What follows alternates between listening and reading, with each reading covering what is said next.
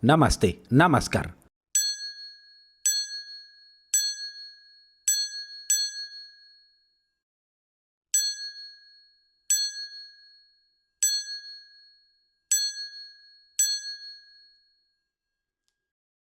Halo Movie Rangers, apa kabar kalian semua? Semoga kita semua dianugerahi keluarga yang membahagiakan. Hari ini Bang Jedar akan menceritakan film berbahasa Telugu yang berjudul Sundari. Film ini dibintangi oleh aktor Tollywood Samna Kasim dan disutradarai oleh Kalyanji Gogana. Film ini bercerita tentang pengorbanan seorang istri dalam membangun rumah tangga. Oke, langsung aja, put your headset on and listen to me.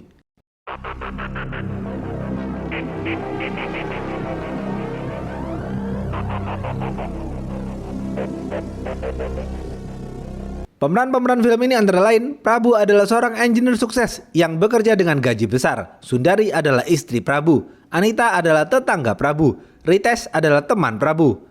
Prabu adalah pemuda sukses yang bekerja sebagai engineer dengan gaji besar. Prabu bergaya hidup mewah yang hobi merokok dan minum. Prabu adalah seorang yatim piatu yang dibesarkan oleh pamannya bernama Gopal. Gopal tinggal di sebuah desa. Suatu hari, Prabu dan teman-teman kantornya pergi ke desa untuk menghadiri pernikahan putri Gopal. Karena udara desa yang segar, Prabu pergi ke balkon untuk merokok. Di balkon, Prabu melihat Sundari yang sedang menjemur pakaian. Sundari adalah gadis cantik tetangga Gopal. Prabu terpukau dengan kecantikan Sundari. Prabu mengajak putri Gopal untuk berkunjung ke rumah Sundari. Saat di ruang tamu, Prabu melihat Sundari dari jarak dekat. Prabu semakin terpana dengan Sundari. Malam hari, Prabu minum bersama teman-temannya di halaman belakang. Prabu terus berbicara soal Sundari. Karena Prabu mabuk berat, teman-temannya pergi meninggalkan Prabu. Akhirnya, Prabu tidur sendirian di sana. Besok pagi, Sundari membangunkan Prabu karena Gopal mencarinya. Saat bangun, Prabu yang masih setengah sadar melihat Sundari mengira ia masih bermimpi. Tiba-tiba, Prabu mencium Sundari untuk membuktikan apakah itu mimpi atau nyata. Sundari kaget dan ketakutan karena sebelumnya Sundari tidak pernah disentuh oleh lelaki. Sundari lalu menampar Prabu. Prabu berusaha meminta maaf, namun Sundari tetap tidak terima. Prabu dan Gopal kemudian bertemu dengan ayah Sundari bernama Naya. Prabu dan Gopal meminta maaf atas perbuatan Prabu mencium Sundari. Gopal juga meminta izin kepada Naya untuk menikahkan Prabu dengan Sundari. Sundari mau menikahi Prabu asalkan Prabu berhenti merokok dan minum. Prabu mengiyakan permintaan Sundari. Tak lama kemudian, mereka berdua menikah. Prabu lalu membawa Sundari tinggal bersamanya di kota. Ibu Sundari memberikan sejumlah uang kepada Sundari. Di kota, Prabu tinggal di apartemen. Sundari kaget saat melihat apartemen Prabu yang begitu besar dan mewah. Sundari lalu masuk ke dalam kamar. Karena Sundari masih takut melakukan malam pertamanya bersama Prabu. Sundari ingin tidur sendiri dulu. Prabu mengerti perasaan Sundari yang merupakan gadis desa. Prabu pun tidur di kamar yang berbeda. Besok pagi, Prabu bangun dan kaget karena tidak menemukan Sundari di apartemen. Prabu mencari Sundari kemana-mana dan ternyata Sundari sedang menangis di rooftop. Sundari mengalami culture shock dengan hidup barunya di kota. Sundari meminta Prabu mengembalikannya ke desa. Prabu membujuk Sundari dan pergi ke apartemen Anita. Prabu mengenalkan Sundari kepada Anita. Setelah itu, Prabu berangkat kerja. Anita adalah tetangga sekaligus teman Prabu. Anita adalah wanita yang ramah dan baik hati. Anita memiliki suami bernama Yogi. Saat sedang menunggu Anita di ruang tamu, beberapa menit kemudian Yogi keluar dari kamar mandi tanpa memakai baju. Sundari kaget dan membelakangi Yogi.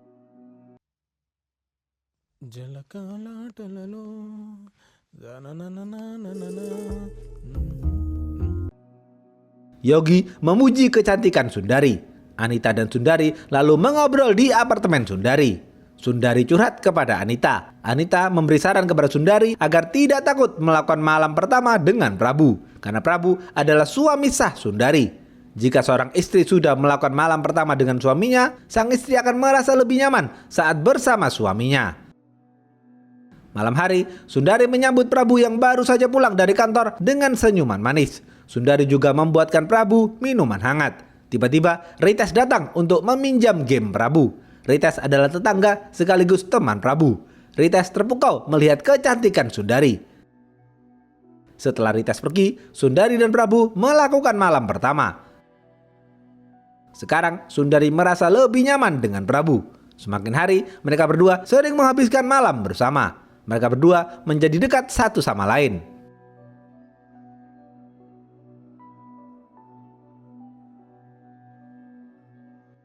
Suatu hari, Prabu mendapat penghargaan di kantornya sebagai karyawan terbaik. HRD Prabu bernama Suresh memberikan selamat kepada Prabu. Teman-teman Prabu juga memberikan selamat kepada Prabu.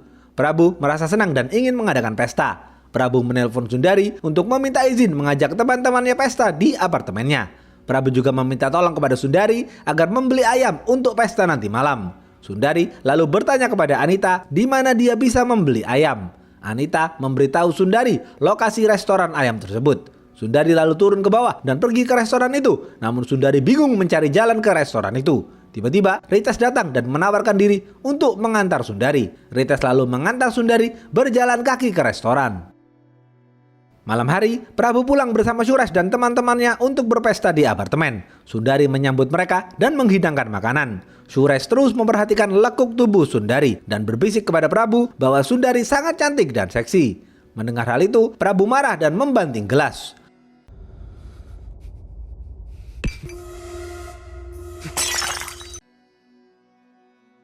Prabu memperingatkan Suresh untuk tidak berbicara tidak sopan tentang istrinya.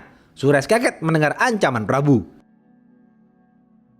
Besok pagi, Sundari membereskan apartemen yang berantakan setelah pesta. Melihat Sundari bersih-bersih, Prabu merasa bersalah dan meminta maaf karena merepotkan Sundari. Prabu lalu berangkat kerja ke kantor. Anita datang membawa Tupperware yang berisi makanan untuk Sundari dan Prabu. Tak lama kemudian, Rites juga datang untuk mengembalikan video game Prabu. Rites terus melihat Sundari dengan tatapan yang tidak sopan. Malam hari, Prabu pulang dengan wajah kesal. Sundari bertanya kepada Prabu apa yang terjadi. Prabu mengatakan ia dipecat oleh Suresh karena Prabu membentak Suresh. Prabu sangat frustasi karena selama ini Prabu sudah nyaman dengan gaji besar di perusahaan itu. Besok pagi, Prabu pergi ke perusahaan-perusahaan besar untuk mencari kerja. Sedangkan Sundari pergi ke apartemen Anita untuk mengembalikan Tupperware. Karena Anita tidak ada di sana, Sundari masuk dan pergi ke dapur untuk meletakkan Tupperware itu. Tiba-tiba, Yogi memeluk dan menyium Sundari dari belakang. Yogi tidak tahu itu adalah Sundari. Yogi mengira itu adalah Anita. Sundari kaget dan berlari. Yogi berusaha meminta maaf namun Sundari sudah lebih dulu pergi. Sundari bertemu Anita di pintu dan mengatakan ia sudah mengembalikan Tupperware-nya. Di apartemen, Sundari menangis dan merasa jijik karena sentuhan Yogi. Karena sebelumnya, Sundari tidak pernah disentuh lelaki. Sundari terus membersihkan lehernya yang dicium Yogi dengan air. Prabu baru saja pulang dan terlihat depresi karena belum mendapatkan pekerjaan. Prabu mulai membentak Sundari dan minum-minum sampai mabuk. Hari demi hari, Prabu terus mencari pekerjaan. Setelah itu, Prabu beristirahat sejenak di sebuah kafe. Di sana, Prabu tidak sengaja mendengar pembicaraan dua pria tua mengenai ramalan. Dua pria itu mengatakan sebelum menikah sebaiknya pergi ke dukun untuk melihat ramalan masa depan agar pernikahan itu tidak membawa sial di kemudian hari. Di perjalanan pulang, Prabu mulai percaya dengan omongan dua pria tua itu. Prabu terus memikirkan soal ramalan ke dukun. Saat pulang, Prabu memarahi dan menampar Sundari. Prabu menyalahkan Sundari karena setelah menikahi Sundari, Prabu menjadi sial dan kehilangan pekerjaan. Anta baane untundi.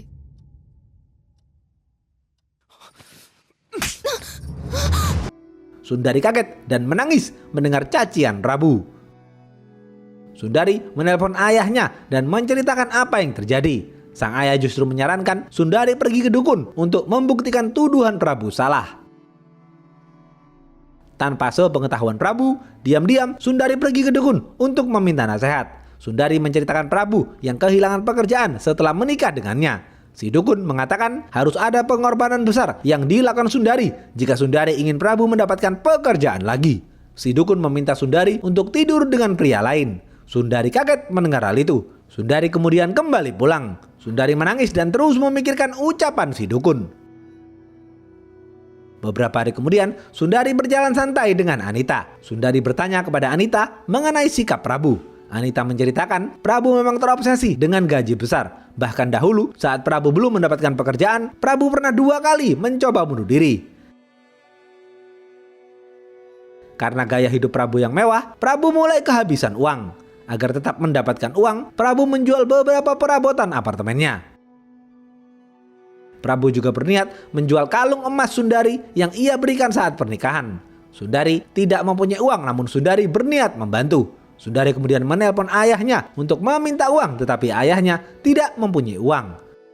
Sundari terus memikirkan omongan si dukun yang mengharuskan ia tidur dengan pria lain agar Prabu bisa mendapatkan pekerjaan lagi.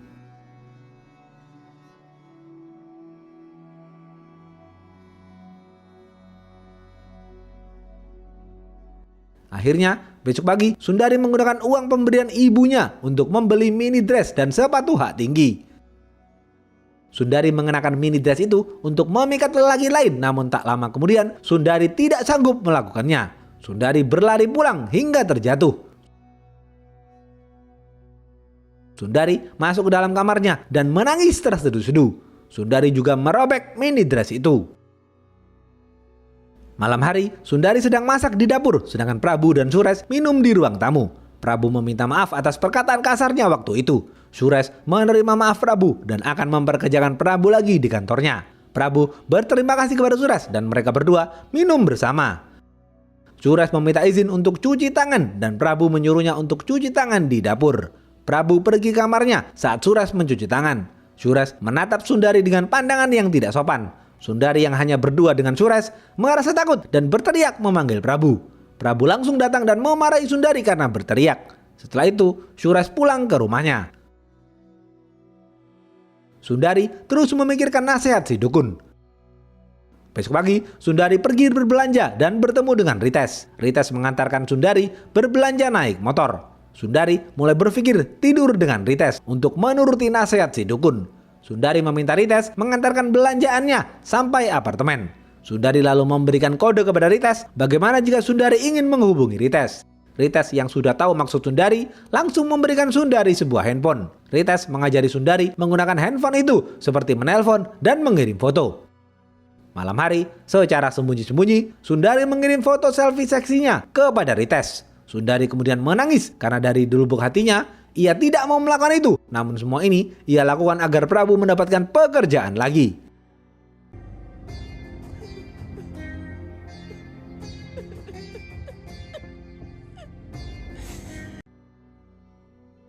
Besok pagi, Rites datang ke apartemen Sundari dan langsung memeluk Sundari dari belakang. Sundari kaget dan menampar Rites. Sundari meminta Rites untuk tidur dengannya di tempat lain. Rites setuju dan langsung membawa Sundari ke sebuah penginapan. Sundari merasa ketakutan saat Rites mulai menyentuhnya. Rites memahami perilaku Sundari yang berasal dari desa. Rites lalu mengajak Sundari menonton video dewasa terlebih dahulu. Sundari kaget saat melihat video dewasa itu karena di video itu ada dukun yang ia temui beberapa waktu lalu. Sundari baru sadar ternyata dukun itu adalah dukun mesum yang tukang bohong. Sundari pergi meninggalkan Rites dan mendatangi si dukun. Sundari yang terbakar emosinya mengambil kayu dan langsung menghajar si dukun. Sundari meluapkan amarahnya kepada si dukun. Dukun itu mengatakan, "Bu Sundari, aku tidak bersalah." Sundari lalu berteriak dan kembali pulang. Setelah Sundari naik ke atas apartemennya, tiba-tiba Prabu jatuh dari balkon apartemen dan membuatnya tewas di tempat. Sundari langsung turun ke bawah dan menangis saat melihat Prabu yang berlumuran darah. Tak lama kemudian, kepolisian mendatangi TKP. Seorang polisi bertanya kepada Anita tentang apa yang terjadi. Anita mengatakan kepada polisi, "Pak polisi, pria yang tewas ini bernama Prabu dan wanita itu adalah istrinya bernama Sundari. Saya yakin Prabu bunuh diri karena depresi belum mendapatkan pekerjaan. Karena dahulu Prabu juga pernah mencoba bunuh diri karena tidak punya pekerjaan. Kasihan Sundari yang baru saja menikah dan sekarang harus berstatus janda." Kepolisian percaya dengan Anita dan mengirim Sundari kembali ke desanya. Terlihat Anita terus menenangkan Sundari. Setibanya di desa, Naya bertanya kepada Sundari, "Nak, kenapa suamimu bisa meninggal bunuh diri? Seharusnya kau merawatnya dengan baik." Sundari menjawab, "Ayah, Prabu tidak bunuh diri, tetapi akulah yang membunuh Prabu." Jeder. ఆయనని చనిపోవాలనుకోలేదు నాన్న. నేనే చంపేశాను. Barulah di sini diceritakan fakta mengenai kematian Prabu.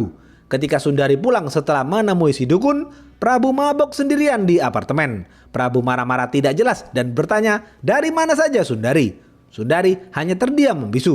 Tiba-tiba Prabu keceplosan dan bertanya kepada Sundari apakah Sundari sudah pergi ke dukun untuk meminta nasihat. Sundari kaget mengapa Prabu bisa mengetahui dirinya telah pergi ke dukun untuk meminta nasihat. Karena Sundari tidak pernah menceritakan kepada siapapun tentang hal itu. Prabu gelagapan dan tidak bisa berkutik. Akhirnya Prabu mengatakan yang sejujurnya. Prabu tahu bahwa Sundari berasal dari desa, yang mana orang-orang desa pasti percaya dengan ramalan dukun. Karena itu Prabu membayar dan memerintahkan si dukun agar memberi nasihat kepada Sundari bahwa Sundari harus tidur dengan pria lain. Prabu melakukan hal itu karena Prabu terobsesi ingin bekerja kembali di kantornya. Prabu dan Sures sudah membuat kesepakatan. Prabu menawarkan Sundari kepada Sures untuk melakukan enjos-enjos selama 1 malam. Setelah itu, Sures akan memperkerjakan Prabu lagi dan menaikkan gaji Prabu 2 kali lipat. Saat Prabu mengajak Sures ke apartemennya, Prabu mempersilahkan Sures untuk melakukan enjos-enjos dengan Sundari di dapur.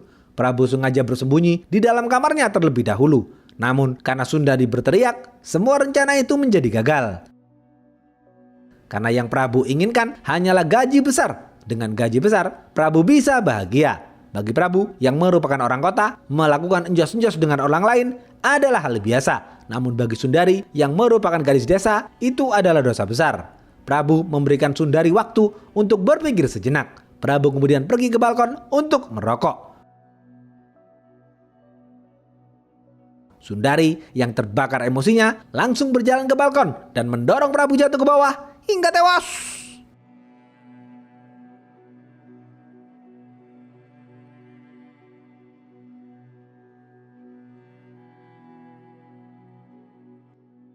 Naya kaget mendengar cerita Sundari.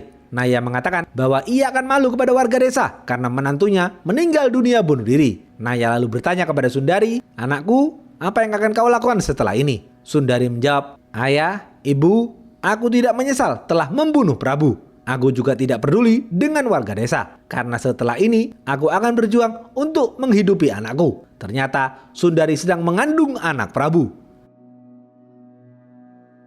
Habis.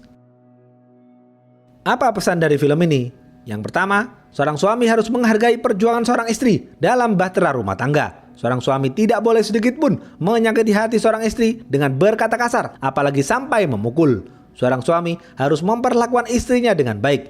Tidak hanya sebagai teman tidur, tetapi sebagai sahabat yang bisa kita ajak bertukar pikiran untuk mencari solusi. Karena istri adalah seseorang yang akan menemani kita hingga nafas terakhir.